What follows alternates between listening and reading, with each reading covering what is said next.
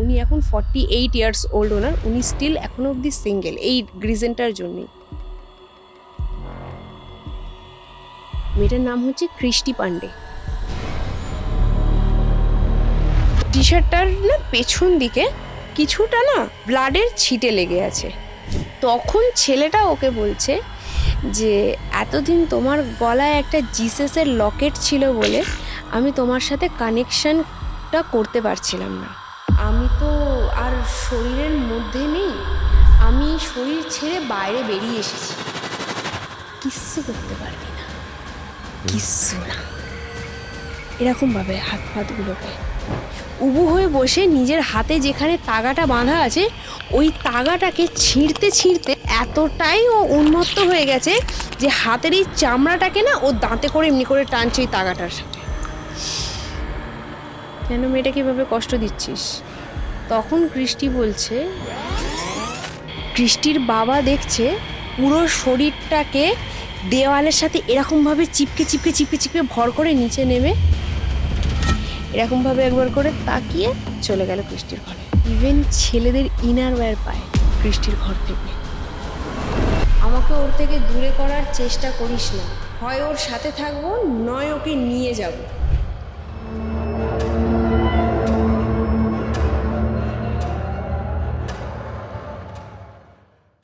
নমস্কার, সকলকে স্বাগত জানাচ্ছি প্রেত কথা লাইভ পডকাস্টের সম্পূর্ণ নতুন একটি এপিসোডে। এবং আজকের এপিসোড একটু অন্য এপিসোডের থেকে আলাদা, তার কারণ আজকে আমার গেস্ট অনন্যা। আপনাদের সকলের প্রিয় অনন্যা, যার ঘটনা যতবারই আপনারা শোনেন ততবারই অভিভূত হন এবং প্রত্যেকবার আপনারা রিকোয়েস্ট করেন যেন অনন্যাকে আবার আমাদের প্রেত কথায় ডাকা হয়। এবং অনন্যা আজকে এসছে। কেমন আছিস, কি চলছে, কি খবর বল? ভালো আছি, সব কিছু মোটামুটি ঠিকঠাক চলছে। আর খবর তো প্রেত কথার থ্রুতে দারুণ, কারণ রাস্তায় বেরোলে অনেকে জিজ্ঞাসা করে তুমি অনন্যা দি না প্রেত কথায় ঘটনা বলি। এখন এখানে আসার সময়তেও একজন স্টিমার ঘাটে আমাকে বলছে, আচ্ছা তুমি অনন্যা দি না প্রেত কথার পডকাস্টে তোমার ঘটনা শুনি, আমি খুব ভালো। কেমন লাগে তোর এটা? এটা একটা বিশাল বড় পাওয়া। এটা যে কি পাওয়া অডিয়েন্সের পক্ষ থেকে, যাদের আমি চিনি না কিন্তু তারা আমাকে চেনে এবং আমাকে বলে যে পরের ঘটনাটা কবে আসছে, পরের ঘটনাটা কবে বলছো, এটা একটা আলাদাই পাওয়া। এটা আমরাও সবাই অপেক্ষা করে থাকি তোর পরের ঘটনার জন্য, যে তুই এরপর কি ঘটনা আমাদেরকে শোনাবি। এবং যেমন আজকে ঠিক আমি অপেক্ষা করে আছি যে তুই আজকে কি ঘটনা আমাকে শোনাবি। আমি তো শুনবো এবং আমি শোনার জন্য খুবই এক্সাইটেড থাকি অনন্যার কাছ থেকে। প্রত্যেকবারই প্রত্যেক ঘটনাই ওর কাছে শোনার জন্য আমি এক্সাইটেড থাকি এবং আপনারাও আশা করছি এক্সাইটেড। এবং আপনিও যদি আমাদের পডকাস্টে এসে ঘটনা বলতে চান তাহলে 9875476704 এই নাম্বারে ভয়েস করে পাঠিয়ে দেবেন আমাদের ঘটনা হোয়াটসঅ্যাপে। আপনার ঘটনা যদি আমাদের পছন্দ হয় তাহলে আমরা আপনাকে ডেকে নেব আমাদের স্টুডিওতে এবং আপনি এসে আমাদের স্টুডিওতে বসে আপনার ঘটনা শোনাবেন সমগ্র পৃথিবীর বুকে থাকা সকল বাঙালিকে। চলুন আজকে শুরু করা যাক অনন্যার সাথে এপিসোড। তার আগে একবার লাইক করতে ভুলবেন না, কমেন্ট করতে ভুলবেন না, কমেন্ট করে সাবস্ক্রাইব করে আমাদের এই চ্যানেলের সঙ্গে থাকবেন। কারণ আমাদের চ্যানেলের সঙ্গে যখন আপনারা থাকেন তখন আমাদের মনের ভিতরের যে সাহস, যে শক্তি, সেটা আরও বাড়তে থাকে এবং আমরা আরও নতুন কন্টেন্ট প্রডিউস করার কথা ভাবতে পারি। অনন্যা, আমরা শুরু করি আজকের আমাদের এপিসোড এবং আজকের ঘটনা। আজকে আমি যে ঘটনাটা তোমাকে বলবো, এই ঘটনাটা আমার কালেক্ট করা একজনের কাছ থেকে। আমি তোমাকে আগেই বলেছি আমাদের হোশিয়ারি গুডসের বিজনেস, তো এর জন্য আমাদের বিভিন্ন জায়গায় মাল তুলতে যেতে হয়, বিভিন্ন রকম মাল তুলতে যেতে হয়। কখনো আমরা রেডিমেড মাল তুলি, কখনো আমরা র মেটেরিয়ালস তুলে আনি যেগুলো দিয়ে আমরা ঘরে মাল তৈরি করি, কেটে সেটাকে সেলাই করে। তো এরকমই আমি তোমাকে একটা ঘটনা বলছি আজকে।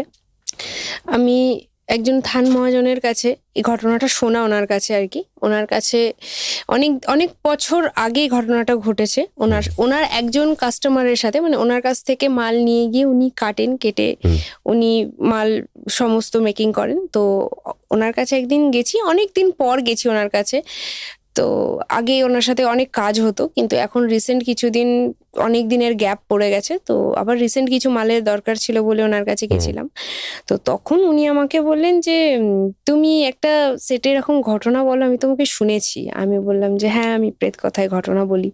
তখন উনি আমাকে বললেন যে আমার কাছে একটা ঘটনা আছে, তো তুমি কি ওটা বলবে? আমি বললাম যে দেখুন, আপনি যদি চান সেটা আনতে সবার সামনে তাহলে আমার কোনো অসুবিধে নেই, আপনি আমাকে বলুন, আমি সেখানে গিয়ে বলবো। তো তখনই আমাকে বলতে শুরু করে ঘটনাটা। আমি একদম প্রথম থেকে বলছি, বুঝতে পারবে। আমাদের মাল অনেক ধরনের হয়, যেমন ইনজাম করা থান হয়, যেটা একদম পালিশ করা মাল, প্যাকেট করা আসে, ওটা খুলে টেবিলে বিছিয়ে, কাটিং টেবিলে বিছিয়ে কাটা হয়। আর আরেক ধরনের মাল আসে যেটা হচ্ছে টুকরো কাপড়। বড় বড় কোম্পানি যে ওয়েস্টেজ মালগুলো ফেলে দেয়, কিন্তু ওগুলো অনেক বড় বড় টুকরো থাকে, বাংলাদেশি টুকরো হয়, নর্মাল টুকরো হয়, তো ওই টুকরো কাপড় একটা বস্তায় করে ভরে, অনেক ধরনের টুকরো থাকে, অনেক রকমের কাপড় থাকে, তো ওই টুকরো দিয়ে অনেক কিছু কাটা হয়। অনেক সময় মেয়েদের ইনারওয়্যারস কাটা হয়, অনেক সময় ওইগুলো দিয়ে জুড়ে জুড়ে জুড়ে জুড়ে পার্ট জুড়ে জুড়ে ছোট ছোট বাচ্চাদের ফুল প্যান্ট কাটা হয়। তো ওগুলো মোট কথা বিক্রি করা হয়। তো কেউ যদি ওটা কিনতে যায়, সম্পূর্ণ বস্তাটা তো ঢেলে দেখা সম্ভব হয় না, বস্তাটার মুখটা খুলে কিছুটা মাল দেখে, দেখে তার যদি পছন্দ হয় দামাদামি করে ওজনপত্র করে যা ওজন হয় সেই অনুযায়ী মালের দাম ধার্য করা হয় এবং সে সেটাকে কিনে নিয়ে চলে আসে। এরকমই একজন ওনার কাছ থেকে একবার একটা বাংলাদেশি টুকরো কাপড়ের থানের বস্তা পুরো কিনে নিয়ে যায়। আচ্ছা, কিনে নিয়ে যাওয়ার পরে ঘটনাটা ওনার সাথে ঘটে, মানে যিনি আমাকে বলছেন উনি কাস্টমার, ওনার কাছ থেকে মাল নিয়ে যায়। কাস্টমারের সাথে ঘটনাটা ঘটে এবং কাস্টমার পরবর্তীকালে ওনাকে ঘটনাটা শেয়ার করে। উনি আমাকে বলছে, এটা অনেকদিন আগেকার ঘটনা, উনি আমাকে যেটা বলছেন। এবং যার সাথে ঘটনাটা ঘটেছিল, যে মেয়েটার সাথে, সেই মেয়েটার সাথে আমি কথা বলেছি। উনি এখন 48 ইয়ার্স ওল্ড ওনার, উনি স্টিল এখনো অব্দি সিঙ্গেল, এই রিজনটার জন্যই। আচ্ছা, এই কারণটার জন্য, মানে উনি বিয়ে করতে পারেননি বা করতে চাননি বিয়ে। উনি মাল কিনে নিয়ে গেছেন ওনার কাছ থেকে। এবার টুকরো কাপড় কি হয়, হাতে কাটা হয়, মানে দু ধরনের কাটার ধরন থাকে। এক ধরনের হচ্ছে একটা লেয়ার মেশিনে কাটা হয়, যেটা এরকম বড় মেশিন থাকে, কনস্ট্যান্ট ব্লেড ওপর নিচে করে এবং ধরে ওটাকে লেয়ার বিছিয়ে মেশিন টেবিলের ওপরে, মানে মালের ওপর মাল, তার ওপর মাল, তার ওপর মাল বিছিয়ে একটা মোটা লেয়ার করা হয়, ওটাকে লেয়ার দিয়ে চালিয়ে কাটা হয়। আর আরেক ধরনের কাটা হয় হাতে কাটা, যেটা মালটাকে 2.5 পাটে ভাঁজ করা হয়, 3 পাটে, এরম ভাবে পাট করা আছে, ওরম ভাবে ভাঁজ করে হাতে এরম বড় বড় লোহার কাঁচি থাকে, ওই লোহার কাঁচি দিয়ে চালিয়ে কাটা হয়। তো টুকরো কাপড় কি হয়, ওই লোহার কাঁচি দিয়েই কাটা হয়, হাতে কাটা হয় মোট কথা। তো সেরকম যখন উনি বস্তাটাকে বাড়িতে নিয়ে গেছেন, বাড়িতে নিয়ে যাওয়ার পরে ওনার যে কাটিং ম্যান আছে, সে কাটিং ম্যান কাটতে কাটতে বস্তাটার মুখটা কারখানাতেই হাফ খুলে রেখে হাফ মাল কেটে উনি বাড়ি চলে গেছে। মানে খাবার দাবার খেয়ে পরের রেস্ট নিয়ে আবার পরের দিনকে সকালবেলা থেকে 8টা থেকে এসে উনি কাজে বসবেন। এটা হচ্ছে ওই মহাজনের যে মালটা কিনে নিয়ে গেছে তার দোকানে, তার ঘরেতে কারখানায়, তার ঘরের কারখানায়। আচ্ছা, বুঝতে পেরেছি। হ্যাঁ, এবার তার হচ্ছে টালির চালের বাড়ি, গায়ে লাগোয়াই কারখানা, আচ্ছা, ঘরের পাশেই কারখানা। তো এবার তার মেয়ে তখন কলেজে পড়ে, যখনকার ঘটনাটা বলছি তখন তার মেয়ে তখন কলেজে পড়ে। এবার যেহেতু বাড়ির পাশেই কারখানা, বউ আসে কারখানায়, বউ আসে কখনো সন্ধে দিয়ে যায়, ধূপবাতি দিয়ে যায় কারখানায়, কখনো মেয়ে আসে দরকারপত্র পড়লে। তো সেদিনকে ওর মেয়ে এসছে কারখানায়, ওনার মেয়ে যিনি মালটা কিনে নিয়ে গেছেন, মেয়েটার নাম হচ্ছে কৃষ্টি পান্ডে। মেয়েটা এসে কারখানার মধ্যে ঘুরে ধূপবাতি দিয়ে পুজো করে ধূপ গুজে কারখানায়, তারপর একটা ঠাকুরের ছবির গলায় মালাপত্র পরিয়ে মেয়েটা যখন যাচ্ছে, তখন বস্তার মধ্যে কিছু মালের ভেতরে, মানে অনেক মাল তো ওপর থেকে নিয়ে কাটা হয়েছে, তো কিছু মালে বস্তাটার জায়গাটা ফাঁকা হয়ে গেছে, মুখটা, আরো কিছুটা মালের ভেতরে ও দেখতে পায় যে একটা সাদা রঙের কাপড়। এবার আমাদের গেঞ্জি লাইনে কি হয়, কিছু কিছু বিজনেসম্যানের কিছু কিছু নীতি থাকে। অনেকের আছে সাদা মাল একদম চলে না, আবার অনেকের আছে কালো মাল একদম চলে না, আবার অনেকের আছে সবই চলে, কালারের কোনো বাছবিচার নেই। তো যার কথা বলছি, ওদের সাদা মাল একদম কাটিং হয় না। তো এবার মেয়েটা ভাবছে যে বাবা তো এমনিতেই সাদা কাপড়টা নেবে না, তাহলে আমি নিয়ে যাই। আমি নিয়ে গিয়ে কিছু একটা টুকরো টাকরা কেটে, মানে ওর নিজের ঘরে একটা ছোট মেশিন বসানো আছে, যেগুলো পায়ে চেপে চেপে মেয়েরা যে মেশিনগুলো চালায়, তো ও মনে ভাবছে আমি একটা কিছু বানিয়ে নেবো, যদি নতুন কাপড়ের টুকরো হয় তাহলে কেটে গোপালের জামাই বানিয়ে নেবো ঘরে। তো ও অত ভাবেনি, মানে ওই কাপড়টাকে এরম ভাবে টেনে মুঠো করে নিয়ে ও চলে গেছে। তো নিয়ে যখন ও ঘরে গেছে, ঘরে গিয়ে ও বিছানার পাশে একটা জায়গায় রেখে দিয়েছে, জাস্ট ক্যাজুয়ালি রেখে দিয়েছে, যে পরে আমি দেখবো জিনিসটা কি আছে, তারপর ওটাকে কেটে কুটে বানাবো। সবার সাথে খাওয়া দাওয়া করে সারাদিনের কাজকর্ম করে রাত হয়ে গেছে। ও যখন বাড়িতে এসছে, নিজের ঘরে এসছে, ঘরে এসেও দেখছে যে কাপড়টা ওরামই রাখা রয়েছে। তখন মনে পড়লো যে আরে আমি তো সন্ধ্যেবেলা কাপড়টা এনেছি, আর তো কাপড়টা খুলে দেখা হয়নি। তো কাপড়টা যখন ও খুলে দেখছে, তখন দেখছে একটা ব্যাটা ছেলের জামা, আচ্ছা, টি শার্ট। টি শার্টটার না পেছন দিকে কিছুটা না ব্লাডের ছিটে লেগে আছে আচ্ছা, জামাটার টি শার্টের পেছন দিকে ব্যাক সাইডে কিছুটা ব্লাডের ছিটে লেগে আছে। এবার মেয়েটা প্রথমে ভাবছে যে এটা কি ব্লাডের ছিটে। আবার অনেক সময় হয় কি, যারা গেঞ্জি লাইনে কাজ করে তারা খুব পুড়িয়া টাইপের খায়, অনেকে আছে খেয়ে ছাঁটের মধ্যে এগুলো কাপড়গুলো পরে থাকে, তো কেউ হয়তো খেয়ে থুতু ফেলেছে, সেখান থেকে ছিটকে ছিটে গিয়ে পড়েছে। লাগতে পারে। এবার দেখবে এই বিমল ফিমল এই সমস্ত জিনিসের যখন ওই থুকটা যখন শুকিয়ে যায় না, তখন একটু ব্লাডেরই কালচে কালচে কালারই চলে আসে, বোঝা যায় না অতটা চট করে। এবার খুব হালকা কিছু ছিটে আর খুব অল্প কিছু পরিমাণে, মেয়েটা অতটা দেখেনি। এবার মেয়েটা ভেবেছে যে তাহলে এটা তো ঠাকুরের জামা তো বানানো যাবে না, রেখে দিই, কিছু একটা বানাবো। ঠাকুরের তো মোট কথা কিছু করা যাবে না, কারণ যদি ব্লাড হয় তাহলেও করা যাবে না, আর যদি কারোর মুখের থুতুর ছিটে হয় তাহলেও কিছু করা যাবে না। তো ও ওটাকে সাইড করে ঘরেতে রেখে দিয়েছে। এর কিছুদিন পর থেকে ও দেখতে পাচ্ছে ঘুমের মধ্যে যে কেউ একজন ওর স্বপ্নে আসছে এবং এসে ওকে কিছু বলতে চাইছে, কিন্তু যতবারই বলতে চাইছে ওকে বলতে পারছে না। তার আগেই হয় ওর ঘুম ভেঙে যাচ্ছে, না হলে হয় সেটা মাঝখান থেকে মানে কানেকশনটা কেটে যাচ্ছে। এমন কিছু হচ্ছে যে ছেলেটাকে কিছু বলতে চাইছে কিন্তু ও হয় শুনতে পাচ্ছে না, ছেলেটা বলছে মুখ নাড়ছে যে ও দেখতে পাচ্ছে, কিন্তু ওর সেটা কান অব্দি এসে পৌঁছচ্ছে না। তো হঠাৎ করে ও একদিন মনে মনে ভাবছে যে আমি কি ঘুম থেকে উঠে যে আমি কি প্রতিদিন রাত্রিবেলা দেখছি, না আমার এটা নিজের মনের মধ্যে এমন কিছু যেটা আমি নিজে থেকে কল্পনা করছি। তো ও একদিন এরকম ভাবতে ভাবতে ওর কলেজের একটা বন্ধুর সাথে গল্প করতে করতে ক্যাজুয়ালি বলে, জানিস তো এরকম রাত্রিবেলা আমার সাথে এরকম একটা ঘটনা ঘটছে, কিন্তু আমি ঠিক বুঝতে পারছি না যে ওটা সত্যিই হচ্ছে না আমি দেখছি, না আমার মাইন্ড আমাকে যেটা দেখাচ্ছে সেটা আমি বুঝতে পারছি, এই জিনিসটা আমি ঠিক বুঝতে পারছি না। তখন মেয়েটা বলছে, বাবা সে কি রে, আর কি করে বন্ধু বান্ধবের মধ্যে বলছে, বাবা সে কি রে তুই আবার ভূত দেখছিস। আবার আরেকজন ওদের মধ্যে বন্ধু আছে, ও আবার বলছে, আবার দেখেছিস ছেলে ভূত দেখছে, তার মানে বুঝতে পারছিস, মানে এরকম একটা ইয়ার্কি ঠাট্টার ব্যাপার। তো মেয়েটা যখন দেখছে যে ওর কথাটাতে কেউ অতটা পাত্তা দিচ্ছে না, ও কথাটাকে ঘুরিয়ে দেয়, ও বলে ছাড় বাদ দে, অন্য কথা বল। তো এই জিনিসটা এরকম চলতে চলতে হঠাৎ করে না ও একদিন ঘুমিয়ে আছে, তখন দেখে ছেলেটা যেটা বলছে মেয়েটা সেটা শুনতে পাচ্ছে। সেদিন এতদিন 2-3 দিন ধরে কন্টিনিউয়াসলি ছেলেটা ওকে বলছিল কিন্তু ও শুনতে পাচ্ছিল না, কিন্তু আজকে যখন ও ঘুমিয়ে ছেলেটার কথাটা যখন ও দেখছে, ছেলেটা মুখটা নাড়ছে প্লাস ও কি বলছে সেটা মেয়েটা শুনতেও পাচ্ছে। তখন ছেলেটা ওকে বলছে যে এতদিন তোমার গলায় একটা জিসাসের লকেট ছিল বলে আমি তোমার সাথে কানেকশনটা করতে পারছিলাম না। আজকে তুমি স্নান করতে যাওয়ার সময় তোমার জিসাসের লকেটটা ছিঁড়ে নর্দমার পাশে পড়ে গেছে, সেই জন্য আমি তোমাকে আজকে বলতে পারছি আমার তোমাকে খুব ভালো লেগেছে, আর আমি তোমার সাথে থাকতে চাই, তুমি আমার বন্ধু হবে। তখন মেয়েটা বলছে যে মানে স্বপ্নের মধ্যেই মেয়েটা নিজের মাইন্ডে ভাবছে যে আমার গলায় সত্যি তো একটা জিসাসের লকেট ছিল, এমনি ক্যাজুয়ালি যেরকম পরে থাকে ফ্যাশনের জন্য সেরকম। মেয়েটা ঘুমের ঘোরেই গলায় এরকম হাত দিয়ে দেখছে যে সত্যি গলাটা আমার ফাঁকা, লকেটটা নেই। তখন ছেলেটা বলছে মেয়েটাকে যে আমি তোমার বন্ধু হতে চাই, তুমি আমার বন্ধু হবে। স্বপ্নের মধ্যে প্রথম দিন ওইটুকুই ও দেখে তারপরে ও ওই গলায় হাত দিয়ে খুঁজতে খুঁজতে না উঠে বসে পড়ে। তো জিনিসটা ওখানে অবধি স্টপ হয়ে যায়, এরপরে আর কথা এগোয় না। তারপরের দিন যায়, ও এই জিনিসটার মধ্যে না একটা ইন্টারেস্ট খুঁজে পায়, যে ও পরের দিন গিয়ে কিন্তু লকেটটা খুঁজে পেয়েছিল কিন্তু পড়েনি, যে আমার তো সেদিন ঘুমটা ভেঙে গেছে, ও কি বলতে চাইছে আমি শুনবো, একটা ইন্টারেস্ট খুঁজে পায় যে কি হচ্ছে এটা আমার সাথে হঠাৎ করে, এরকম তো জিনিস আমি এর আগে কোনোদিনও লক্ষ্য করিনি। সেকেন্ড দিন যখন আবারও ঘুমায়, আবার ওই ছেলেটা ওর স্বপ্নে আসে, এসে বলে আমার কথায় তোমার বিশ্বাস হলো না, তোমার গলায় তো সত্যিই লকেটটা ছিল না, তুমি কিন্তু ওটা আর পড়ো না, তুমি ওটা পড়লে আমি তোমার সাথে কথা বলতে পারবো না। মেয়েটা তখন বলে কেন, আমি ওটা পড়লে অসুবিধে কি আছে।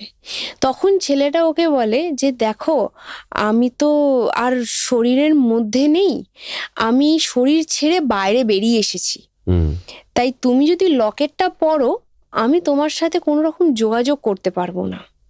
এই অবধি হয়। এরপর থেকে এবার মেয়েটার যে মা সে বলছে ঘটনাটা, যে মেয়েটার বাড়িতে কি হয় আমাদের নর্মালি মা যখন খেতে দেয় দেখবে একটা থালার মধ্যে ভাত দিয়ে দিল, ভাতের পরে মা বলে ভাতটা ভাঙ, ডালটা ওপরে দিয়ে দিই, ভাতটা কিছুটা মেখে নিয়ে সামনে ওর ওপরেই ডাল দিয়ে দেয়, পাতে একটা সাইডে তরকারি দিয়ে দেয়, একটা সাইডে মাছ বা ডিম বা মাংস যা হয় দিয়ে দেয়। এরকম ভাবেই প্রতিদিন একটা মধ্যবিত্ত পরিবারে খাওয়া দাওয়া হয়ে থাকে। ওদের বাড়িতেও তাই, মেয়েটা ছোট থেকে তাই হয়ে আসছে। হঠাৎ করে মেয়েটা ওর মাকে একদিন বলে পরের দিনকেই যে আমাকে এরকম ভাবে খেতে দিচ্ছ কেন, এরকম ভাবে দিও না, একটু বাটিতে ডাল দিতে পারো না, একটা বাটিতে তরকারি দেবে, একটা বাটিতে মাছ দেবে। এবার মেয়েটার মাটা ভাবে যে বলা যায় না, হয়তো খেতে আজকে ইচ্ছে হতে পারে, ওই জন্য মেয়েটার মা কি করেছে, মেয়েটাকে বাটিতে ডাল, বাটিতে তরকারি, ভাজা সবকিছু একটা ছোট ছোট ছোট ছোট বাটিতে করে করে দিয়েছে। তা এটা ওর মা কোনো রকম আর কি ধরার মধ্যে ধরেইনি, হ্যাঁ, যে মনে হয়েছে এমনি খিদে মাঝে খেতে ইচ্ছে করেছে তো খেয়েছে। এই দিনই রাত্রির বেলা মেয়েটা দেখছে, মানে ওর মা শুনতে পাচ্ছে মেয়েটা না একটা পায়ে একটা অ্যাঙ্কলেট পরতো, ওই অ্যাঙ্কলেটটার তলায় 2-3টে ঝুমুর লাগানো। মেয়েটা মা শুনতে পাচ্ছে যে ওদের তো টালির চালের বাড়ি, একটা দেওয়ালের খালি গ্যাপ, একটা দেওয়ালের পাশের দেওয়ালে কারখানা, তারপরেই বাড়ির বাইরে উঠান।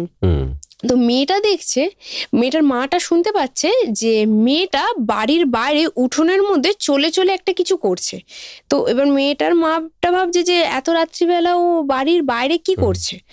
মেয়েটার মাটা যখন গেটটা খুলে বাইরে গেছে, বাইরে গিয়ে দেখছে ও একটা ফুটবল নিয়ে না দুটো পায়ের ওপরে নাচাচ্ছে ফুটবলটাকে কনস্ট্যান্ট, কিন্তু ফুটবলটা কিন্তু পড়ছে না একবারও। দুটো ফুটবল না না, একটাই ফুটবল নিয়ে।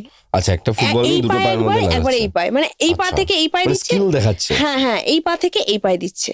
কিন্তু মেয়েটা জীবনে কোনোদিন ফুটবল খেলা তো দূরের কথা, কোনো রকম ছেলেদের অ্যাক্টিভিটি মেয়েটা করেনি। মানে ছোট থেকে ফুটবল খেলতে জানতো না, না না খেলেওনি, না না না, কোনোদিনও নয়। ও একটা ফুটবল নিয়ে একবার এই পায়ে লাফাচ্ছে, একবার এই পা থেকে নিয়ে একবার এই পায়ে নাচাচ্ছে, আবার এই পায়ে নাচাচ্ছে। এবার মেয়েটার মাটা এটা দেখে যথারীতি অবাক হয়ে যায় যে যেই মানুষটা কোনোদিন ফুটবলের ধারে কাছে যায়নি সে কিভাবে এরকম ভাবে ব্যালেন্স করছে ফুটবলটাকে। তো হঠাৎ করে ওর মা বলে ওকে, এই রাত্রিবেলা বাড়ি কি করছিস এখন ফুটবল নিয়ে, আর এটা কার ফুটবল? যেহেতু একটা মেয়ে, বাড়িতে কোনো ছেলে নেই, তো ফুটবল থাকাটা স্বাভাবিকের মধ্যে পড়ে না, যেহেতু ওরও ফুটবলে কোনো কাজ নেই। তখন ওর মা বলছে এই ফুটবলটা কার, ফুটবলটা নিয়ে কি করছিস তুই?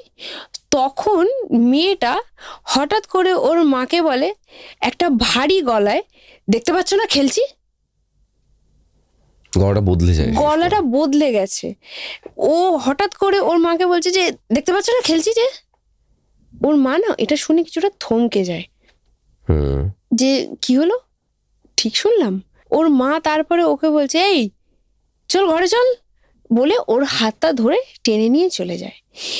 পরের দিন সকালবেলা একটা ছেলে ওদের বাড়ির পাশের বাড়িতে থাকে, একটা 7-8 পড়া ছেলে, ওকে এসে বলে কৃষ্টি দিদি আমার বলটা দেবে। মানে ওর কাছ থেকে ওর বলটাও নিয়েছিল কোনো একটা সময়, সেটা ওর মা জানে না কোন সময় নিয়েছিল। তো সেই সময় কৃষ্টি দিদি বাড়িতে ছিল না, কলেজে গেছে। তখন ওর মা ওকে বলছে এই তোর কৃষ্টি দিদি তোর কাছ থেকে বল এনেছে? তখন বলছে কৃষ্টি দিদি নেই বাড়িতে। বলছে না, ও তো কলেজে গেছে।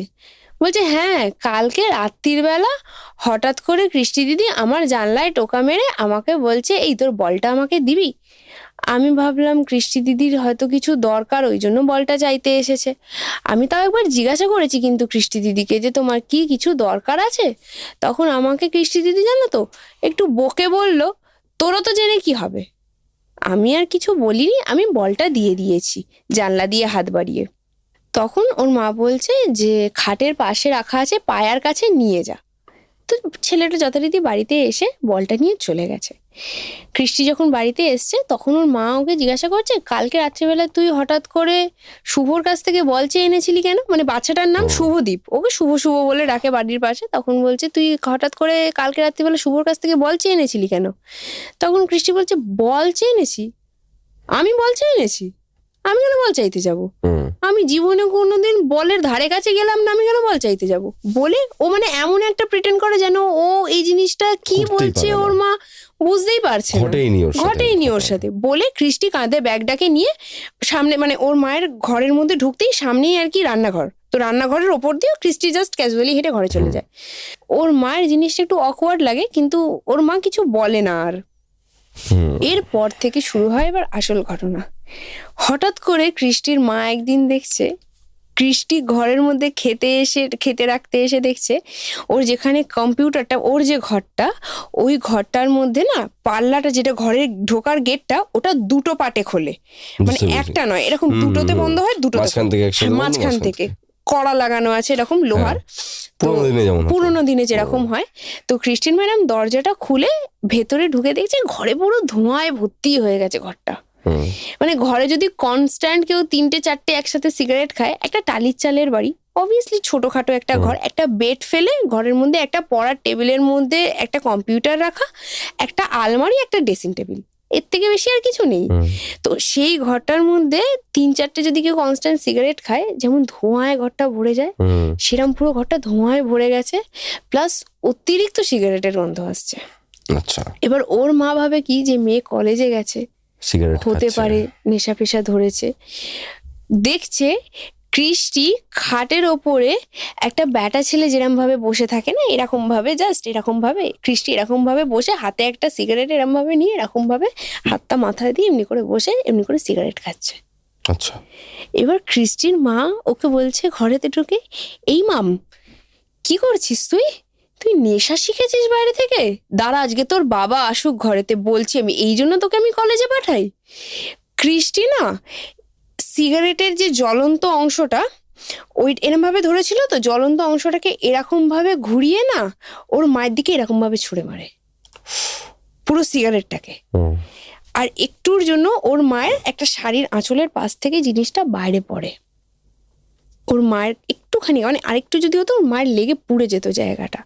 তো ক্রিস্টির যে তাকানোটা, ওরম ভাবে এমনি করে তাকিয়ে যেমনি ছুঁড়ে মারাটা, সেটা ওর মায়ের খুব একটা সুবিধের ঠিক লাগে লাগে না। যেই মেয়েটা মায়ের এত অনুগত, এত বাধ্যের, বন্ধুদের সাথে যদি কলেজের সোশ্যালের কোনো ফাংশনও হয় সেখানেও পর্যন্ত মাকে নিয়ে যায় বা মাকে বলে যায়, সেই মেয়েটার হঠাৎ করে এতটা পরিবর্তন না ওর মা বুঝতে পারে না। হুম, সেদিন যখন ওর বাড়িতে বাবা আসে, তখন ওর বাবা যেহেতু একজন গেঞ্জির ব্যবসায়ী, হুম, সেহেতু অনেক ধরনের কাজ থাকে, এলাস্টিক কালেক্ট করা থাকে, গলার যে রিপ থাকে সেই রিপ কালেক্ট করা থাকে, রিপের কাপড় ম্যাচিং করা থাকে। মোট কথা ওর বাবার বাড়ি আসতে আসতে প্রতিদিনই 10:30 থেকে 11টা বেজে যায়। হুম, ওর বাবা সেদিন বাড়ি আসতে রিপের এরম বান্ডিল হয়, জানো তো, এরম গোল গোল চাকতি রিপ হয়, একটা বড়, তার থেকে একটু ছোট, তার থেকে একটু ছোট, তার থেকে একটু ছোট, এরম লম্বা একটা পুরো হয়, এরকম টাওয়ারের মতো। হুম, ওটাকে ধরার একটা, যে বেঁধে দেয় রিপটা, সেই একটা ধরার হ্যান্ডেল করে দেয়। তো ওর বাবা দুটো হাতে করে দুটো রিপ এনে রেখে ঘরে ঢোকে। ঘরে ঢুকতে ওর মা খেয়ে যখন ওঠে, তখন খেয়ে উঠতে উঠতে ওর বাবাকে বলে, ওই রিপটা কিন্তু কারখানায় রাখা আছে। কারখানায় রেখে ওর বাবা ঘরে এসেছে, আর ওর মা বলে, জানো তো আজকে মেয়েটাকে না এরম ভাবে দেখলাম, মেয়েটা আমার মনে হয় কিছু একটা সমস্যা হচ্ছে। 2 দিন আগে দেখছি বাইরে দাঁড়িয়ে ফুটবল খেলছে, আজকে দেখছি ঘরেতে বসে সিগারেট বিড়ি খাচ্ছে, জানো। ও বাইরে গিয়ে নেশা শিখেছে, কলেজে গিয়ে বন্ধুদের সাথে যদি এরকমভাবে সিগারেট বিড়ি খায়, হ্যাঁ গো, মেয়েটার কি করে বিয়ে দেবো? একটা মধ্যবিত্ত পরিবারে যা হয়, লোকে যদি জানতে পারে, পাড়ার 5 লোকে তো 5 কথা বলবে। তখন মেয়েটার বাবাটা বলে যে, আজ তো রাত হয়ে গেছে, মেয়ের সাথে কালকে কথা বলবো, হুম, এই ব্যাপারটা থাক, তুমি যে আমাকে বলেছো ওকে এই বিষয়ে কিছু বলো না, আমি এই বিষয়ে ওর সাথে কথা বলবো বলে সেদিন রাত্রিবেলা ওর বাবা মা একটা যথারীতি ঘরে শুয়ে পড়ে। সেদিন রাত্রিবেলার পরের দিন যখন ভোর হয়, তখন ক্রিস্টির বাবা দেখে যে রিপটা এনে রেখেছিল, সেই রিপটার ওই চাকতিগুলো গোটা ঘরেতে খুলে না ছড়ানো ছিটানো রয়েছে, বান্ডিলটা পুরো খুলে গেছে।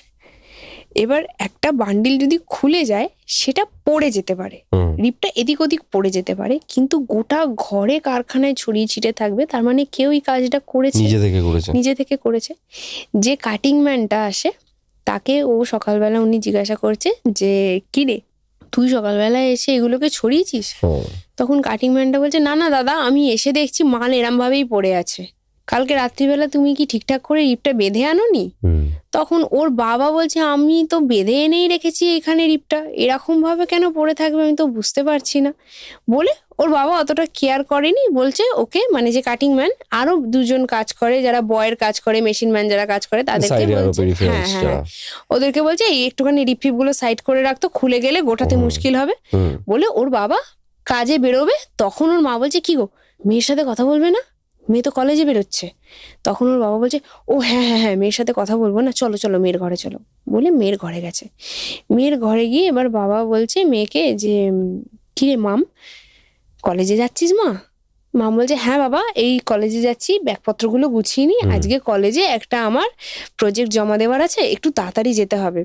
ওর বাবা তখন বলছে যে মাম, আমি এরকম শুনলাম তুমি সিগারেট খাচ্ছ, দেখো মা এগুলো উচিত নয়, একটা ব্যাটা ছেলে নেশা করে ঠিক আছে, কিন্তু তুমি তো একটা মেয়ে, তোমাকে তো মা একদিন পরের ঘরে যেতে হবে।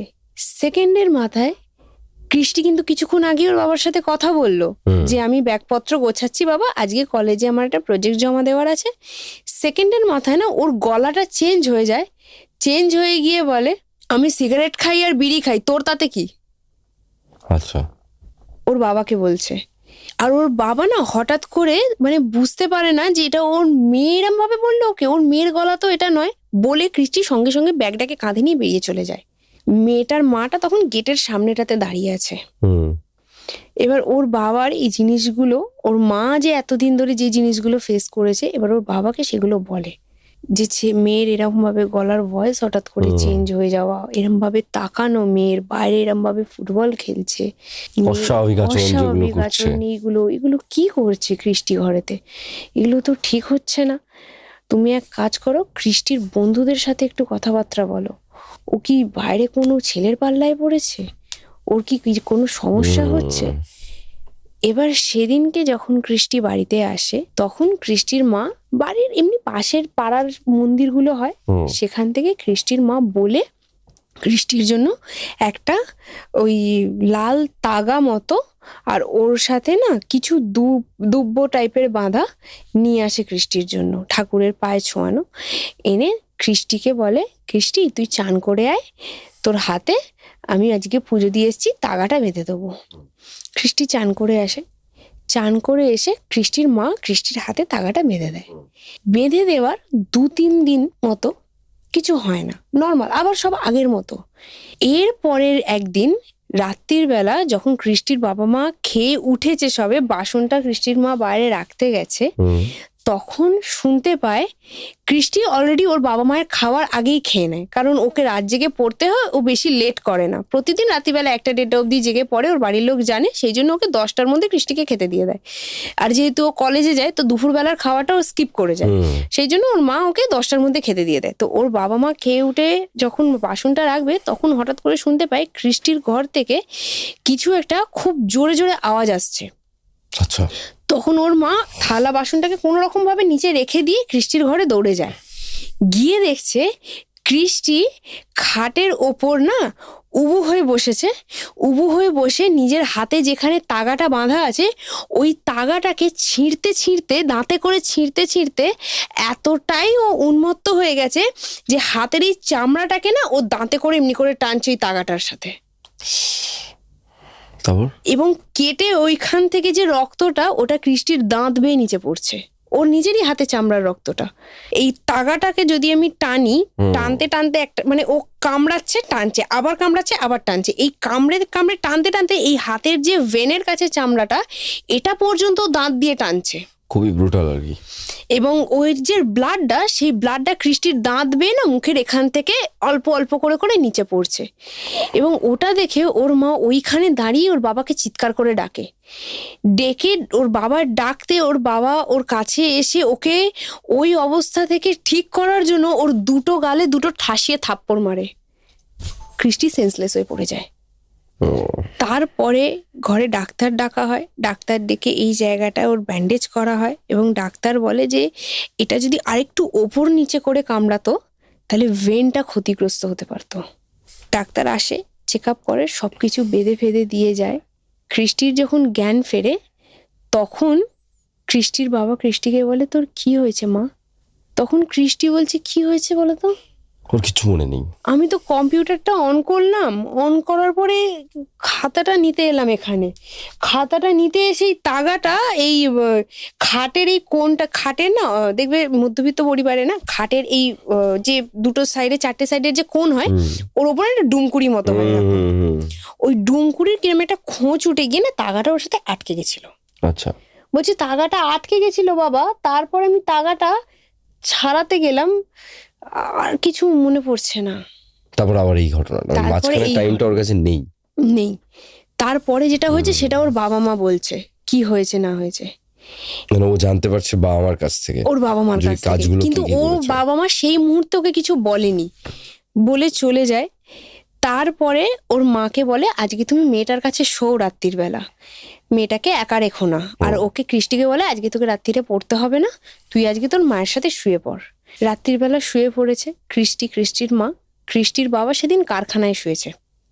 আগের দিন রাত্রিবেলা মালফাল পত্র এদিক ওদিক করেছে। কৃষ্টির বাবা ভেবেছে হয়তো কোনো কুকুর বেড়াল ঢুকেছিল এদিক ওদিক দিয়ে, ফাঁক ফোকর দিয়ে, ওই জন্য এরকম করেছে। ওই জন্য কৃষ্টির বাবা কারখানায় শোয়, আর কৃষ্টির মা শোয় কৃষ্টির সাথে। আচ্ছা। কৃষ্টির মা মাঝরাত্রির বেলা হঠাৎ করে শুনতে পায় টালির চালের ওপর দিয়ে না কেউ হেঁটে হেঁটে যাচ্ছে। টালির চাল, বোঝা যায় সেটা, টালিগুলো একটু নিচু নিচু হ্যাঁ হয়ে হ্যাঁ, আসে। এবার যেহেতু মাটির টালির ওপর দিয়ে যদি কেউ হেঁটে ঠক ঠক ঠক ঠক করে আওয়াজ হয়, প্লাস উপর থেকে ধুলোও পড়তে থাকে, ধুলো পড়ে নিচে। আর টালির চালের নিচে না দরমার বেড়া লাগানো ছিল ওদের, দরমার পুরো সিলিং করা ছিল। বুঝতে পেরেছি। তো ওর মা দেখতে পায়, মানে শুনতে পায় যে টালির চালের ওপর দিয়ে না কেউ ঠক ঠক ঠক ঠক করে করে যাচ্ছে হেঁটে। রাত্রিবেলা কৃষ্টি একটা এতখানি থিক ওয়াটার প্যান্ট আর একটা নর্মালি ক্যাজুয়াল একটা টি শার্ট পরে শুয়েছিল ওর মায়ের সাথে। কৃষ্টির মা পাশে তাকিয়ে দেখে কৃষ্টি নেই। কৃষ্টি কে খুঁজবে বলে কৃষ্টির মা এই কৃষ্টি মাম কিরে কোথায় রে তুই, বাইরে বাথরুমে গেছিস নাকি, এরম করে চিৎকার করতে করতে ওর মা বাইরে বেরোয়। বাইরে বেরিয়ে দেখতে পায় কৃষ্টি ওই টালির চালের ওপরে বসে, টালির চালগুলো কিরম হয় বলো তো, এরকম মতো, ঠিক আছে। এই যে এই খোঁজটার ওপরে কৃষ্টি বসে সিগারেট খাচ্ছে, আর কৃষ্টির মায়ের দিকে তাকিয়ে না এরম করে করে হাসছে।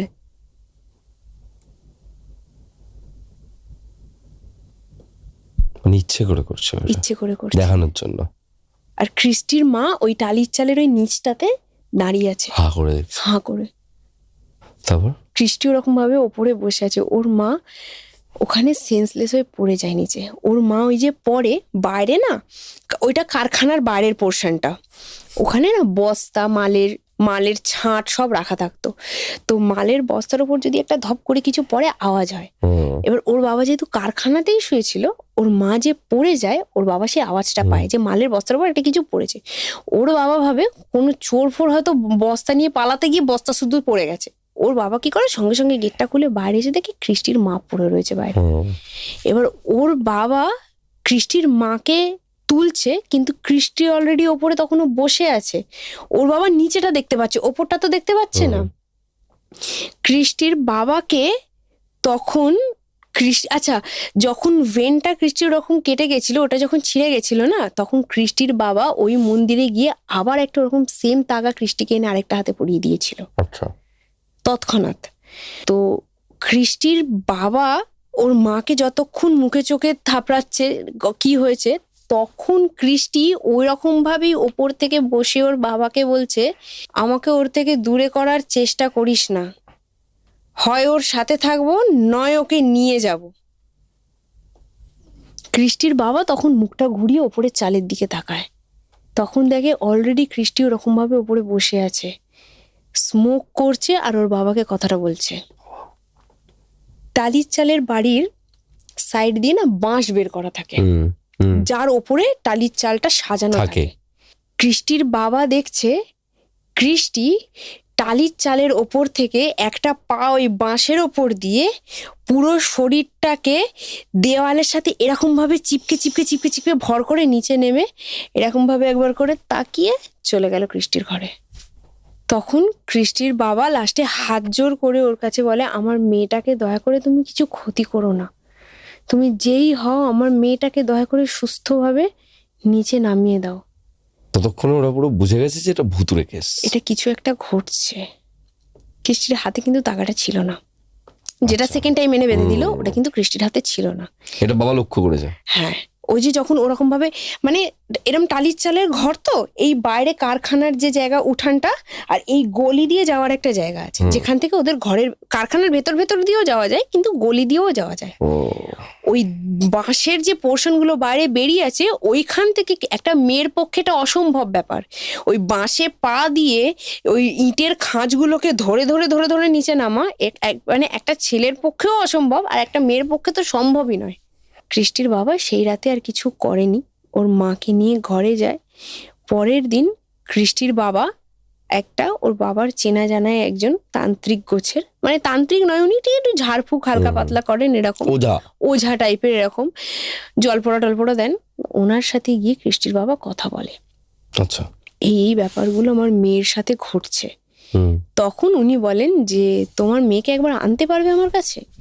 তখন ওর বাবা বলে আমার মনে হয় না মাম আসবে বলে, তুমি ভাই একবার চলো আমার সাথে আমার বাড়িতে, বলে ওকে নিয়ে আসে। কিন্তু যে মুহূর্তে নিয়ে আসে সেই মুহূর্তে কৃষ্টি বাড়ি ছিল না, ও কলেজে বেরিয়ে গেছে। তো ওই লোকটা ঘরেতে এসে না কিছু জিনিস পায় কৃষ্টির ঘর থেকে। যেমন হচ্ছে কৃষ্টির ঘর থেকে পায় ছেলেদের সিগারেটের প্যাকেট, লাইটার, একটা ছেলের পরার মতো টাইপের বারমুন্ডা প্যান্ট যেগুলো ছেলেরা পরে, ইভেন ছেলেদের ইনার ওয়্যার পায় আচ্ছা কৃষ্টির ঘর থেকে। এই রকম ধরনের কিছু জিনিসপত্র কৃষ্টির ঘর থেকে পায় এবং সেগুলো ওর বাবা মাকে দেখায়। ইনার ওয়্যারটা দেখে ওর বাবা বলে না এটা তো আমার নয়, কৃষ্টির ঘরে, আর আমার জিনিস কৃষ্টির ঘরে আসবে কেন, আমি তো খুব একটা কৃষ্টির ঘরে আসি না। এরকম কিছু জিনিস উনি পেয়ে ওর বাবাকে বলে যে আমার মনে হয় তোমার মেয়ে কোনো ছেলের মধ্যে দিয়ে পজেসড হয়ে রয়েছে, তুমি এক কাজ করো ভাই, আমার কম্য নয়, তুমি তোমার মেয়েকে একটা ভালো তান্ত্রিকের কাছে নিয়ে যাও।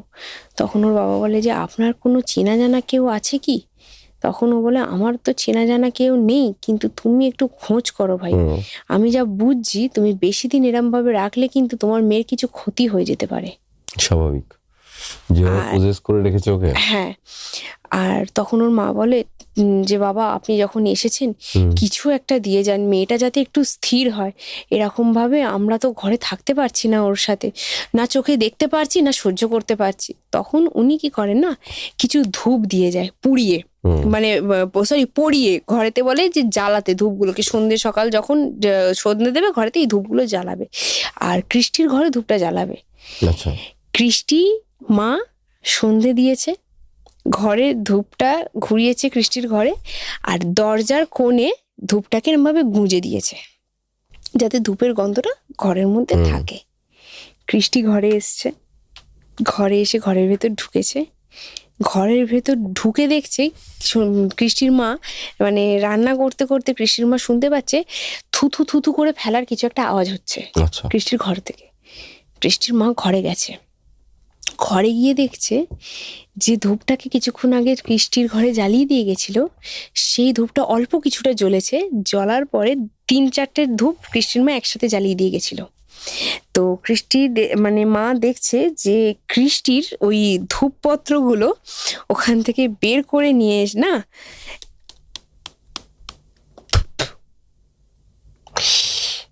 ধূপগুলো মুখের মধ্যে নিয়ে চিবিয়ে ফেলে দিচ্ছে ঘরের বাইরে। ওর কোনো ভয় ডর কিচ্ছু নেই। ওই ধূপগুলোকে ওখান থেকে বের করেছে, আধজ্বলা ধূপ, কিছুটা পুড়েছে ধূপটা, আর বাকি যে 3-4টে ধূপ ও চিবিয়ে চিবিয়ে ধূপগুলোকে গেটের বাইরে থুতু থুতু করে ফেলে দিচ্ছে। কৃষ্টির মা না তখন আঁচলটাকে নিয়ে মুখে করে চেপে দাঁড়িয়ে আছে গেটের বাইরেটাতে। 2টো পাল্লা যদি এরকম খোলে তো 2টো পাল্লার 2টো কোণ তৈরি হয়, যে কোণে তুমি যদি দাঁড়াও তোমাকে ঘর থেকে কেউ দেখতে পাবে না চট করে। ওই কোণে দাঁড়িয়ে না কৃষ্টি এরকম ভাবে মুখের মধ্যে হাত দিয়ে না ঘরের মধ্যে, ঘরের এই যে দরজাটা খুলছে এই খোলার একটা ফাঁক বয় যে এর কাজটা, ওই ফাঁকটা দিয়ে দেখছে কৃষ্টি খাটের ওপর বসে ওইগুলোকে ভাবে চিবিয়ে চিবিয়ে বাইরে ফেলে দিচ্ছে।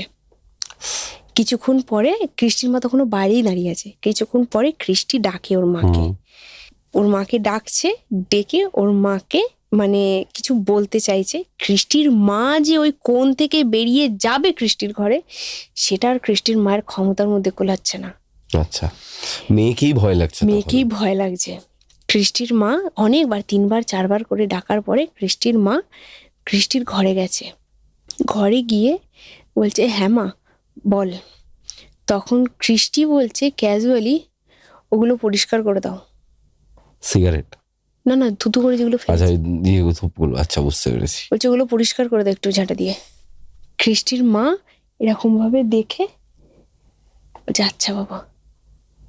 ওর মা বেরিয়ে এন্ট্রি হয়ে গেছে এতক্ষণে। ওর মা বেরিয়ে চলে গেছে। ওর মা সঙ্গে সঙ্গে ঘর থেকে বেরিয়ে কারখানায় যারা কাজ করছে, 2জন মেশিন ম্যান, একজন বয় ম্যান, একজন কাটিং ম্যান, ওদেরকে গিয়ে বলছে যে মানে ওদের কারখানায় গেছে। তখন ওরা বলছে যে কি হয়েছে কাকিমা, কিছু বলবে? সচরাচর উনি ঘরের বউ, কারখানায় উনি আসেন না। তো বলছে কাকিমা কিছু বলবে? তখন কাকিমা বলছে আমাকে একটু সর বসতে দে।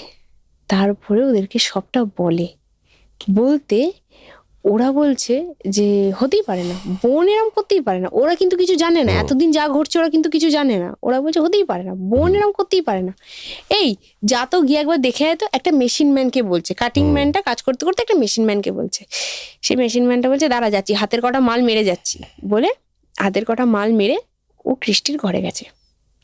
কৃষ্টির ঘরে গিয়ে ও দেখছে কৃষ্টি ঘরের মধ্যে বসে আছে।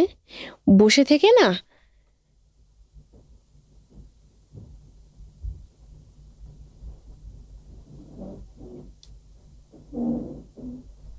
এরকম করে ওর দিকে তাকাচ্ছে। হঠাৎ করে ঘরের মধ্যে বসে আছে। okay. বসে থেকে ও খালি গেটের সামনেটাতে এসেছে, ডাকেও নি কিন্তু কৃষ্টিকে। কৃষ্টি ঘরের মধ্যে বসে এরকম করে ওর দিকে তাকিয়েছে। যেই তাকিয়েছে না, কৃষ্টির ঘরে একটা চৌকাঠ আছে, যে চৌকাঠে গেটটা আটকায়। চৌকাঠে গোড়ালিটা হড়কে না পেছন দিকে পড়ে যায়, টালটা সামলাতে না পেরে।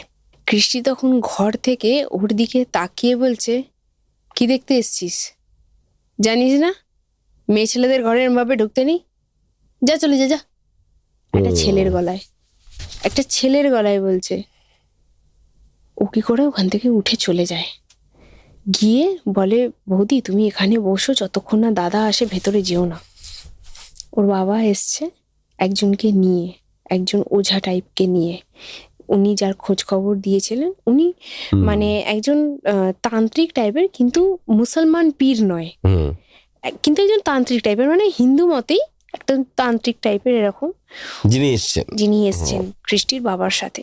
উনি আসতে কৃষ্টির মানে উনি খালি ঘরের কারখানার যে জায়গাটা, সেই জায়গাটা ক্রস করে কৃষ্টির মায়ের রান্নাঘরের কাজটা এসছে। কৃষ্টি ঘর থেকে বলছে কোনো লাভ নেই, এইসব এনে কোনো লাভ নেই। কিন্তু কৃষ্টি কিন্তু কিছু দেখেনি। কৃষ্টি ঘরের ভেতরে বসে আছে, খালি ওই লোকটা কারখানার জায়গাটাকে ক্রস করে কৃষ্টির মায়ের রান্নাঘরের কাজটা এসছে। কৃষ্টি ঘর থেকে বসে বলছে এই সমস্ত এনে কোনো লাভ নেই, চলে যেতে বল, বেরো। একটা ব্যাটা ছেলের গলায় বলছে। তখন অলরেডি ওর মধ্যে নেই, এতক্ষণ ও মেয়ের গলায় বলছিল, আবার যেটা ওর পছন্দ মতো কথা হচ্ছিল না সেটাও ব্যাটা ছেলের গলায় বলছিল। কিন্তু এখনো যেটা বলছে কনস্ট্যান্ট পুরোপুরি ও ব্যাটা ছেলের গলাতেই বলছে। বুঝতে পেরেছি। উনি আসেন ঘরেতে এসে দেখে কৃষ্টি এরকম ভাবে বসে বসে দুলছে নিজেই খাটের ওপর বসে। ঘরের মধ্যে উনি আসেন, এসে কৃষ্টিকে বলে কে মা কেমন আছিস? হঠাৎ করে না দুলাটা বন্ধ করে দিয়ে এমনি করে বলে মা নয় বাবা। আচ্ছা, এরকম ভাবে হাত পা তুলে মা নয় বাবা। তখন উনি ওর বাবা মাকে বলে তোমরা ঘরে ঢোকো না, বাইরেটাতে দাঁড়াও। উনি তখন ছেলেটাকে বলে যে তুমি কে, মেয়েটাকে কেন কষ্ট দিচ্ছ, ছেড়ে দাও ওকে, ও কি ক্ষতি করেছে তোমার? ছেলেটা তখন ওকে বলছে এত কথা তোকে কেন বলবো? আচ্ছা, ক্যাজুয়ালি ভুরু কুচকে, এত কথা তোকে কেন বলবো? তখন উনি ওনার ব্যাগ থেকে কিছু একটা বের করে না ছাই টাইপ কিছু একটা হবে, দিয়ে ও কৃষ্টি যে খাটটাতে বসে আছে খাটের সামনে নেমে একটা গন্ডি মতো কেটে দেয়। কৃষ্টি খাটের ওপরে তখনও বসে আছে। উনি তখন বলে এবার বল কে তুই, কেন মেয়েটাকে এভাবে কষ্ট দিচ্ছিস? তখন কৃষ্টি বলছে খাটের ওপর বসে এরকম উবু হয়ে, কিচ্ছু করতে পারবি না, কিচ্ছু না, এরকম ভাবে হাত ফাত গুলোকে, কিচ্ছু করতে পারবি না, কিচ্ছু না, খুবই কৃপিত। এরকম ভাবে, কিন্তু নর্মালি মানে ছেলেটার ভয়েসেই বলছে ওকে। তখন উনি বলছেন, তোকে যেটা জিজ্ঞাসা করেছি সেটার উত্তর দে, কৃষ্টি কোথায়, কৃষ্টির সাথে কথা বলবো। তখন ওই ছেলেটা বলছে, আমি নিয়ে যাব, ওকে আমি নিয়ে যাব, নেই তো, আমি আছি, আমার সাথে কথা বল। তখন উনি বলছেন যে মেয়েটাকে কেন এরম ভাবে ধরে রেখেছিস তুই, ও তোর কি ক্ষতি করেছে, কি ক্ষতি করেছে ও তোর, ওকে তুই কেন এরকম ভাবে ধরে রেখেছিস, ছেড়ে দে ওকে। তখন ছেলেটা বলছে, ওর সাথে আমার রোজ কথা হতো, ও তো নিজে থেকে আমাকে ইনভাইট করেছে, আমার সঙ্গ ভালোবাসতো, আমি রোজ ওর সাথে কথা বলতাম, ও নিজেই অ্যাকসেপ্ট করেছে। ও নিজেই আমাকে অ্যাকসেপ্ট করেছে। তখন উনি দেখলেন যে ও যেহেতু নিজে ওর সান্নিধ্য পছন্দ করছে, উনি তখন ওর বাবা মায়ের দিকে তাকিয়ে একটা হতাশাগ্রস্ত মুখ করে মানে এটা বোঝাতে চান যে ওনার আয়ত্তের মধ্যে নয় এটা। কারণ কৃষ্টি ওকে ইনভাইট করেছে বলতে কি, ছেলেটার সঙ্গ কৃষ্টি পছন্দ করে, নিজেই চেয়েছে ওটা। ও নিজে কিন্তু গলায় ওর ক্রুজ কার্ডটাও পড়তে পারতো, যেটা জিসাসের লকেটটাও পড়েছিল, নিজেই খুলেছে, ও পড়েনি, ওর খুলে পড়ে গেছে কিন্তু ও নেক্সট টাইম ওটা পড়তে পারতো, কিন্তু ও পড়েনি ওটা। ও ছেলেটা কি বলতে চাইছে সেটা, কিন্তু ছেলেটা এতটাই কথা বলে, এতটা কথা বলার পরে ও কিন্তু আর কিছু বলে না। উনি বেরিয়ে আসেন, বেরিয়ে এসে বলে যে তোমরা এক কাজ করো, তোমরা কৃষ্টিকে নিয়ে সালাসার দরবারে চলে যাও। কেমন লাগছে ঘটনাটা বলুন? ভালো লাগছে তো ঘটনাটা? আমার কিন্তু দুর্দান্ত লাগছে, তার সাথে সাথে আবার হালকা অ্যাক্টও আছে, আউটস্ট্যান্ডিং লাগছে। আপনারা সাবস্ক্রাইব করুন, কমেন্ট করে জানান কেমন লাগছে এবং শেয়ার করুন এই এপিসোডটা আরো বন্ধুদের সঙ্গে। চলুন ঘটনাটা এরপর কি হলো সেটা জানা যাক। তো এরপর এত কিছু দেখার পর মেয়েটার মা এবার ভেতর থেকে পুরো ভেঙে পড়ে। ওর মা ওর বাবাকে পার্সোনালি বলে যে আমাদের পক্ষে বোধহয় মেয়েটাকে আর বাঁচানো সম্ভব নয়, তুমি এক কাজ করো, ওর মামার বাড়িতে খবর দাও, মানে মেয়েটার মায়ের বাপের বাড়িতে, তুমি আমার ভাইদের ডাকো, আমি আর পারছি না বলে মেয়েটার মা অলরেডি কান্নাকাটি করতে শুরু করে দেয়। মেয়েটার বাবা দেখে আমি একা ওর মাকে নিয়ে সম্ভব হচ্ছে না, মেয়েটার বাবা কি করে, ওর বাড়ির লোককে খবর দেয়, শ্বশুর বাড়ির লোককে, মেয়েটার বাবার শ্বশুর বাড়ি। তো ওনাদেরকে খবর দিতে ওনারা আসেন, মামা মামি, তারপরে দিদা, দাদু বেঁচে ছিলেন মেয়েটার তখনও, দাদু, সবাই আসে। আসতে মেয়েটার দাদুর একজন পরিচিত ছিল, সবকিছু ওনারা শোনেন, শুনে মেয়েটার দাদুর একজন পরিচিত ছিল, ওনার সাথে কথা বলে একজনের ঠিকানা জোগাড় করেন, যার মানে জায়গাটা হচ্ছে বাগনানের থেকেও ভেতর দিকে যেতে হয়, অনেক ভেতরে, মানে বাগনানের থেকেও 7-8 ঘন্টা ভেতরের রাস্তা। এই এত কিছু কথাবার্তা বলে জোগাড় করতে করতে 3 দিন সময় লেগে যায়। এর মধ্যে মেয়েটা অলরেডি ঘরের মধ্যে বন্ধ, কলেজ কোচিং সব কিছু ওর বন্ধ করে ও দিয়েছে ঘরের মধ্যে টোটালি সব সময়। তো খালি ওকে খেতে দিতে যায় দুবেলা, কখনো খায় কখনো খাবার খায় না, ওরকমই পড়ে থাকে। তো এরকমই একদিন মেয়েটার মামা তখন ওদের বাড়িতে, তখন এই সমস্ত জিনিস নিয়ে কথাবার্তা হচ্ছে, কবে নিয়ে যাবে, কবে সমস্ত কিছু হবে, ঠিকঠাক করবে। তো কথাবার্তা বলতে বলতে মেয়েটার মা বলে যে তুই যা ভাই, গিয়ে ওকে খাবারটা দিয়ে আয়। তখন রাত্রিবেলা 11:30 বাজে, মেয়েটার মামা যায় ঘরের মধ্যে, দরজার ওই যে কড়াগুলো লোহার, ওটাকে বাইরে দিয়ে লক করা থাকতো, তালা দেওয়া থাকতো। তো তালাটা খুলে যখন ও গেটটা খোলে, তখন ও কৃষ্টিকে এমন বিধ্বস্ত অবস্থায় দেখতে পায়, সেই মুহূর্তে কন্টিনিউয়াসলি তখনও মনে হচ্ছে যে কৃষ্টির সাথে কেউ শারীরিক সম্পর্ক স্থাপন করছে। আচ্ছা, তখনও চলছে? তখনও কন্টিনিউয়াসলি। তখন কৃষ্টির মামা গেটটা খুলে দেখে খাবার শুদ্ধ নিয়ে গেটটা বন্ধ করে দিয়ে তালা মেরে তাড়াতাড়ি করে ঘরে চলে আসে। আসার পরে ওর বাড়ির লোকেদের বলে সবকিছু। তখন বলতে ওর বাবা আর মা পাগলের মতো করে এবার, যে আমার মেয়েটাকে আর বাঁচাতে পারবো না, আমার একটা সন্তান, তাও আমার কোল খালি হয়ে যাবে, আর আমাদের দ্বারা কিচ্ছু করা সম্ভব নয়। এইটা বলতে বলতেই ওর মামা বলে, এই সমস্ত কথা রাখ, তুই আগে চল মেয়েটার ঘরে গিয়ে ওকে দেখ। আরেকটা যে মামা, দুজন মামি এসেছিল, তো যে দেখে এসেছে সে ঘটনাটা বলছে, আরেকজন যে মামা আছে সে বলছে এই সমস্ত কথা ছাড়, তুই আগে চল মেয়েটাকে ঘরে গিয়ে দেখি। তখন ঘরে গিয়ে দেখছে ক্রিস্টি অলরেডি সেরকম অবস্থাতেই রয়েছে, কিন্তু সেরকম অবস্থা থেকে ও মানে একই রকম ভাবে ও উঠে বসেছে। তখন ও শুয়েছিল, তখন ও উঠে বসেছে। উঠে বসে সেই মুহূর্তে, যেই মুহূর্তে ওরা ঘরের গেটটা লকটা খুলে ভেতরে ঢুকেছে, সেই মুহূর্তে ক্রিস্টি বলছে ওর বাড়ির লোককে যে ওর থেকে আমাকে জীবনে কোনোদিনও আলাদা করতে পারবি না। আজকের আগে হলে তবুও ভেবে দেখতি, আজকের পর তো আর সম্ভবই নয়।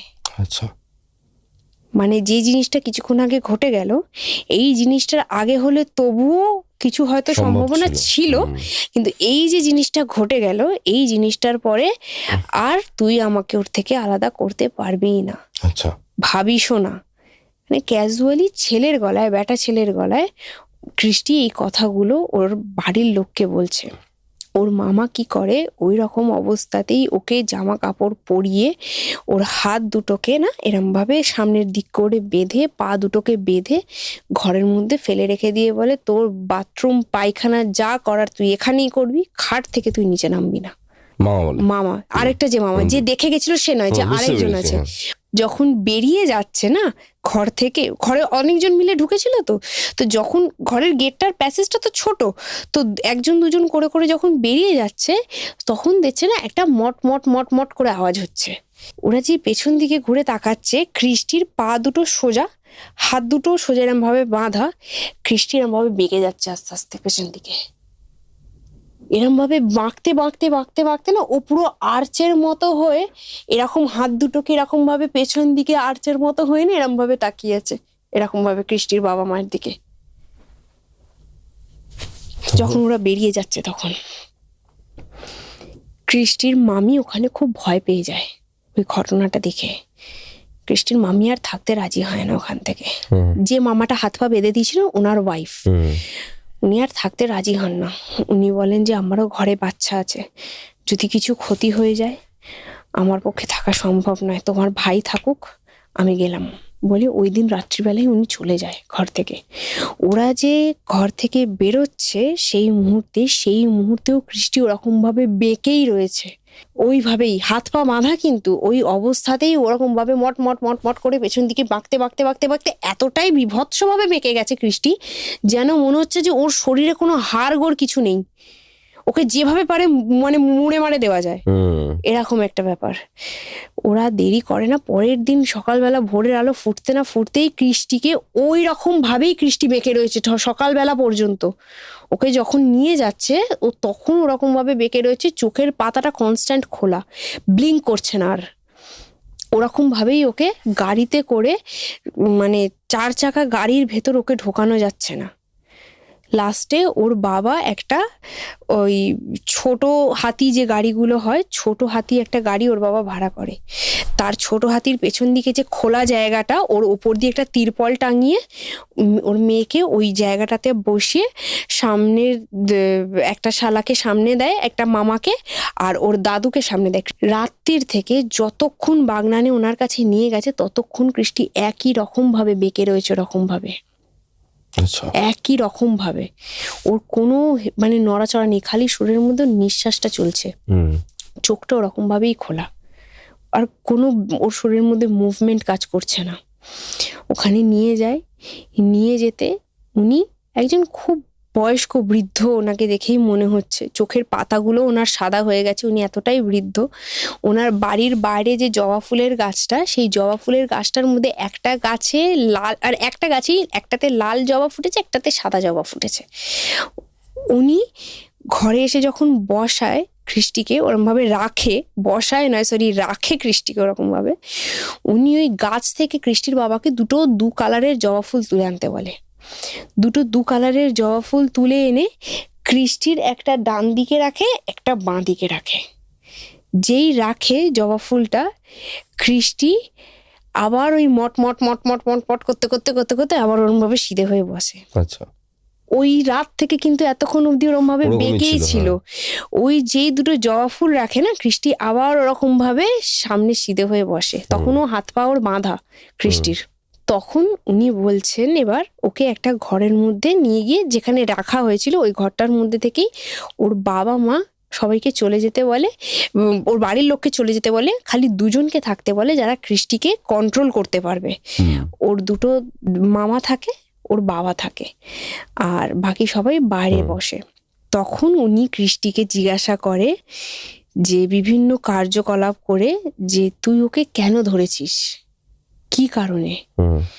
তখন ওর ওপর বিভিন্ন রকম টর্চার করতে তখন ছেলেটা বলে আমি স্বপ্নে কৃষ্টিকে বলেছিলাম ওর সাথে ছেলেটার সাথে যা যা হয়েছিল। ছেলেটা যখন জীবিত ছিল ছেলেটা একটা মেয়েকে ভালোবাসতো।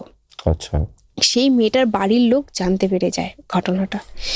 ছেলেটাকে তখন এতটাই নির্মমভাবে মেরে ফেলে, ছেলেটার শরীরের প্রতিটা টুকরোকে 20-25টা টুকরো করেছিল।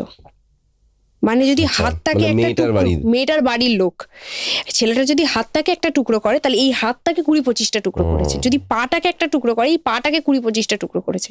এতটাই ছেলেটাকে নির্মমভাবে মেরেছিল। তো কৃষ্টিকে যখন ছেলেটা এই সমস্ত কথাগুলো বলে তখন কৃষ্টি তার প্রতি একটা মানে হয় না সিম্প্যাথেটিক হয়ে যায় তার প্রতি। মানে আর কৃষ্টি ওকে ভুল করে একটা কথা বলে ফেলে, ওই মেয়েটার জায়গায় যদি আমি হতাম আমি তোমাকে নিয়ে পালিয়ে যেতাম। মানে ওখানে অ্যাকসেপ্ট করে নিয়েছে ওটা, ওই জায়গায় ওকে অ্যাকসেপ্ট করে নেয়। এবং যখন ছেলেটাকে কৃষ্টি এই কথাটা বলে যে মেয়েটার জায়গায় যদি আমি হতাম আমি তোমাকে নিয়ে পালিয়ে যেতাম বা আমি তোমাকে অ্যাকসেপ্ট করে নিতাম, আমি তোমার ভালোবাসাটাকে মেনে নিতাম, ওর প্রতি ওখানেই পজেসড হয়ে গেছে। ব্যাস। আর এটা তো ঠিক যে যে কোনো ইভিল স্পিরিটকে যদি আমরা নিজেরা ডাকি আমাদের মধ্যে তাহলে সে আমাদের সাথে সারা জীবনের জন্য থেকে যায়, সে যায় না। তখন যিনি ওই বৃদ্ধ লোক উনি তখন ওই যারা ওর কৃষ্টিকে ধরেছিল তাদেরকে বলছে যে দেখো তোমার মেয়ে নিজে থেকে ওকে নিজের কাছে ডেকেছে, আমি ওকে সুস্থ করে দেবো, কিন্তু ও কোনোদিনও ছেড়ে কিন্তু ওকে যাবে না, ও থাকবেই, ও থাকবেই, ও কোনো ক্ষতি করতে পারবে না। ও ওকে এখন যে টর্চারগুলো করছে সেই টর্চারগুলো ওকে করতে পারবে না, কিন্তু ও থাকবে ওর সাথে, ওকে ছেড়েও যাবে না। তখন ওর বাড়ির লোক 3জন বসেছিল, 3জনের মধ্যে থেকে একজন বাইরে গিয়ে ওদের সবাইকে জানাতে সবাই মিলে ডিসিশন নেয় যে ওকে আপনি ঠিক করে দিন, ওকে ছেড়ে না যাক কিন্তু ওকে এতটা কষ্ট না দিক।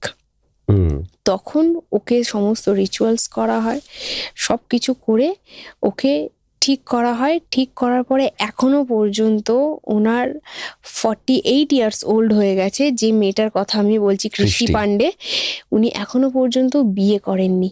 আর হ্যাঁ, সব থেকে বড় কথা, ওই যে গেঞ্জিটা ওই ছেলেটাকে যেদিন কুপিয়ে মারা হয়েছিল সেই দিন ছেলেটা ওই গেঞ্জিটা পরেছিল, যেই গেঞ্জিটা কৃষ্টি তুলে নিয়ে আসে আমি এটা দিয়ে কিছু করব বলে। তারপর সেই গেঞ্জিটা কৃষ্টির ঘরে কৃষ্টির জামার ভাঁজে রাখা ছিল, কৃষ্টির আলমারিতে। আচ্ছা, ওটা পরে পাওয়া যায়, মানে ওটা কৃষ্টিই পরে বলে যে আমি এরকম একটা জামা এনেছিলাম, জামাটা আমি রেখেছিলাম নিজের কাছে।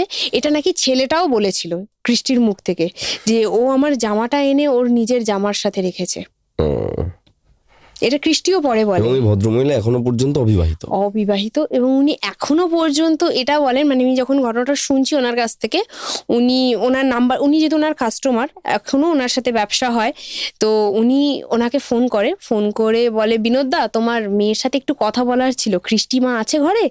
তখন উনি বলে যে হ্যাঁ রান্না করছে, তারা রেখে দিচ্ছি। তো তখন আমি ওনার সাথে কথা বলি, ওনাকে আমি সামনাসামনি দেখিনি, ফোনেই কথা হয়েছে ওনার সাথে, যে আমি বললাম যে আমি তোমার ঘটনাটা এরকম শুনছিলাম, তো আমি একটা জায়গায় ঘটনা বলি, তো আমি তোমার ঘটনাটা কি বলতে পারি?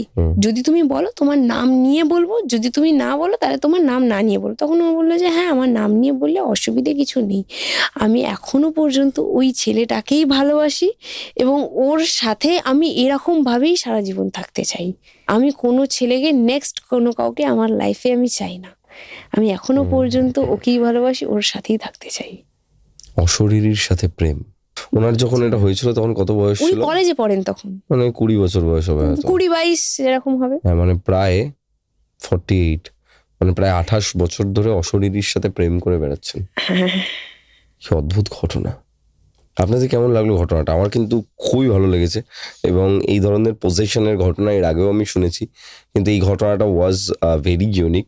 তার কারণ এখানে এতগুলো বছর ধরে একটা অশরীরীর সাথে জীবন কাটানো এবং নিজেকে ঠিক রেখে নিজেকে রক্ষা করে বেসিক্যালি, কারণ 48টা বছর ধরে যদি একটা এরকম অদ্ভুত এনার্জির সঙ্গে কাউকে থাকতে হয়, তাহলে তারও এনার্জির মধ্যে অনেকটাই বদল আসে, এবং সেই বদলটা যে কি বদল সেটা হয়তো তার সঙ্গে সামনাসামনি দেখা করলে আমরা অনেক ভালো বুঝতে পারবো। কিছু তো চেঞ্জেস ডেফিনেটলি থাকবে, এবং thanks a lot for coming.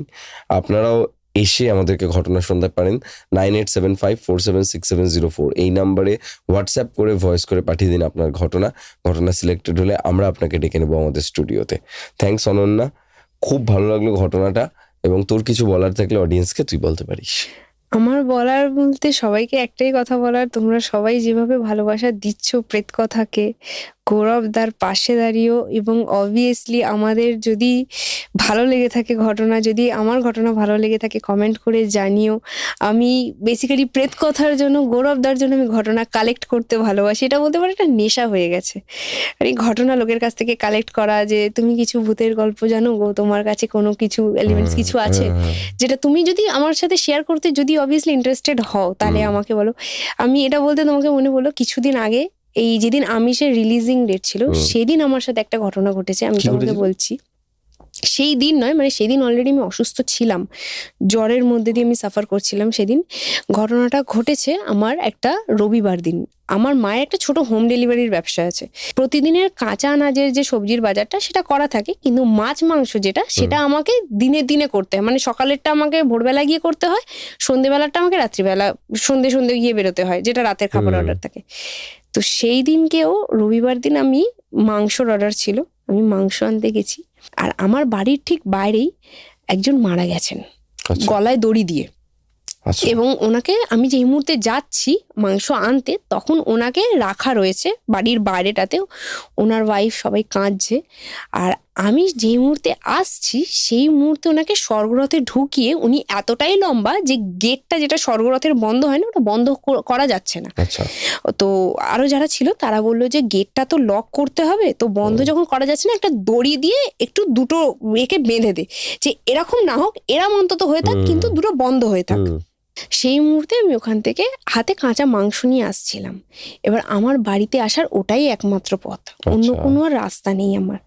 তো এবার আমি আসছি, আমি আস্তে আস্তে মনে মনে ভাবছি যে কাঁচা মাংস তো রান্না করা হবে, আমার মনে হয় না খুব একটা অসুবিধে হবে। আর অনেকের অনেক কিছু মান্যতা আছে, আমি যেটা শুনেছি সেটা নাকি মৃত্যুর পরে 4 দিন নাকি ঘুম ভাঙে না। আমি শুনেছি, এটা আমি ভুলও হতে পারি, অনেকে অনেক কিছু বলে। তো আমি এরকমই একটা ক্যালকুলেশন করে আমি ভাবছি যে থাক, নিয়ে চলে যাই, তো আগুনে রান্না হবে, কিছু হবে না।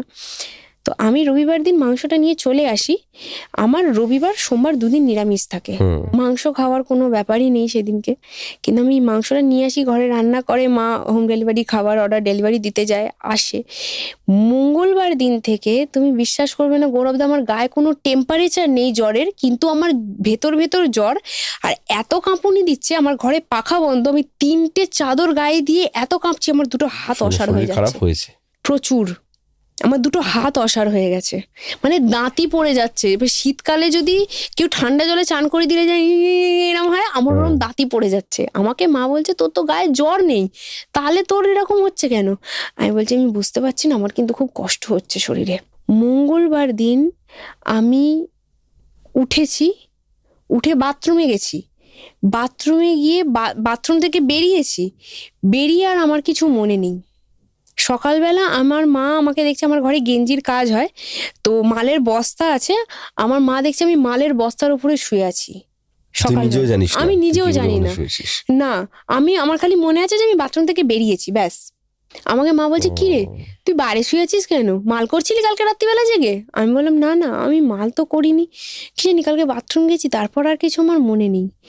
সেকেন্ড দিন আমি স্বপ্ন দেখছি ঘুমিয়ে আছি, তখন অলরেডি অতটা জ্বর, আমি ঘুমিয়ে আছি, আমি যেখানে শুই আমার পাশেই বারান্দা, আমি একটা তন্দ্রাচ্ছন্ন অবস্থায় দেখবে তুমি ঘুমোচ্ছ কিন্তু তোমার পাশে কে কি কথাবার্তা বলছে তুমি শুনতে পাবে, কিন্তু ওরকম একটা অবস্থায় আমি শুনতে পাচ্ছি যে বাইরে থেকে কেউ আমাকে বলছে যে মানে একটা কিরকমই একটা গলা, আমি তোমাকে বোঝাতে পারবো না জিনিসটা। উনি আমাকে বলছেন যে মাংসটা নিয়ে তো মশমশিয়ে চলে গেলি, কই এক খাদি তো আমায় দিয়ে গেলি না, আমি তো ওখানেই ছিলাম। এটা তোর সাথে এর মধ্যে ঘটেছে? যেদিন প্রেতকথা রিলিজিং ডেট ছিল তুমি আমাকে ইনভাইট করলে 29 তারিখ। তার 2-3 দিন আগের ঘটনা আমি তোমাকে বলছি।